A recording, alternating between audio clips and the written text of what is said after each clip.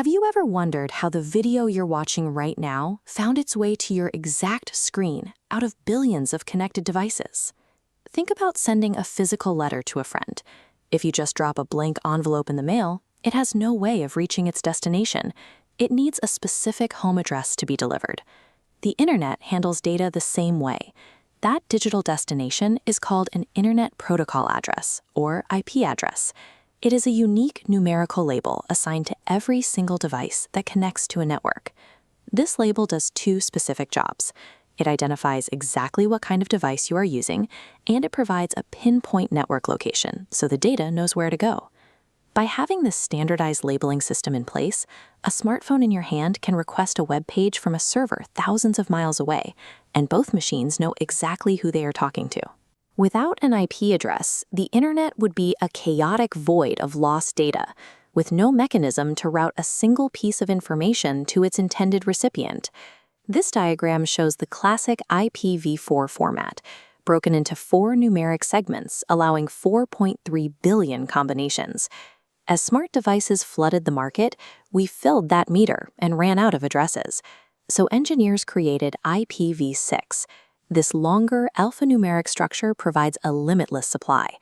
This upgrade does more than just add space. It processes data more efficiently through modern networks and builds in tighter security protocols by default. Transitioning to IPv6 was a necessary step to ensure that future generations of digital devices will always have a place to connect on the internet. Now, let's look at your own home. You likely have a phone, a laptop, and maybe a gaming console, all connected to the exact same Wi-Fi router. How do they all share one connection? Think of a local network. The entire network shares a single, highly visible street address assigned to the router.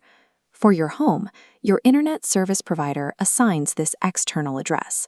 This is your public IP address. Inside the network, every individual device needs a way to get its own specific mail, so they are given an internal identifier. For your digital devices, this internal identifier is your private IP address. These private addresses are strictly for local communication. If you try to use a private address out on the public internet, the Postal Service won't recognize it. It cannot be used to find a device on the public internet. By splitting addresses into public and private tiers, millions of local devices can securely access the internet using their router's one public address, keeping everything organized. This situation leads to a practical challenge. If everyone in the network shares just one public internet address, how does incoming data know which specific device to go to? The solution is Network Address Translation, or NAT. It actively sorts incoming traffic, handing it to the correct private device. Going out, NAT gathers your device's requests, applies your one public IP, and sends them to the internet. Because NAT handles all this sorting internally, it also provides a security benefit. It masks your internal private addresses from the outside world, making it harder for external entities to see your specific devices. NAT is the invisible, instantaneous bridge that makes modern local networks possible, while quietly standing as a first line of defense against outside intrusions. The final layer of the system involves how these addresses are actually assigned. It comes down to whether a device needs a permanent location or a temporary one. Most everyday connections work like an automated assignment system. When you log on, your network hands you a temporary address. When you disconnect, that address is returned and eventually handed to someone else. This is a dynamic IP address. An automated assignment system handles this shuffling behind the scenes. Internet providers use these dynamic addresses because they are incredibly cost-effective, allowing them to recycle and share addresses among different users.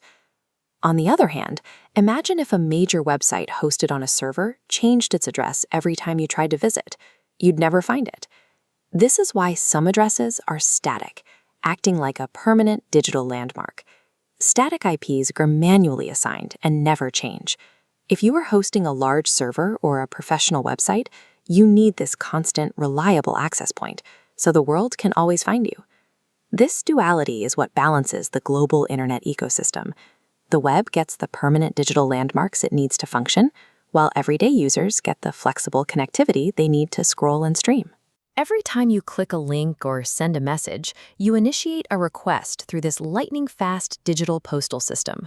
Public addresses guide that data across the open web, while private addresses navigate your local network, and NAT manages the exchange without missing a beat.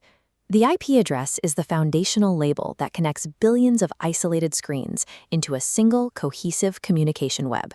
If this look at how your devices communicate was helpful, consider subscribing to the channel. Feel free to explore our other videos where we simplify more of the technology running our digital world. Thank you for watching.